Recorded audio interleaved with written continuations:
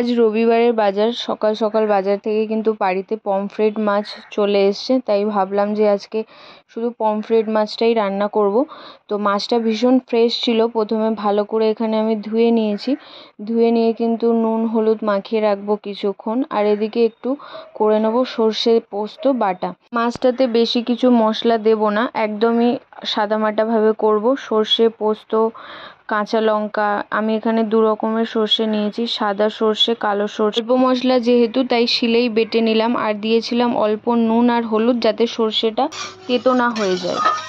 আর এদিকে কিন্তু কড়াই বসিয়ে তেল গরম করে নিয়েছি, দিয়ে এক এক করে মাছগুলো দিয়ে কিন্তু আমি ভাজা করে নেব। যেহেতু মাছগুলো একটু মিডিয়াম সাইজের ছিল, তাই দুবার করে কিন্তু আমি এখানে মাছটা ভাজা করে নিয়েছি।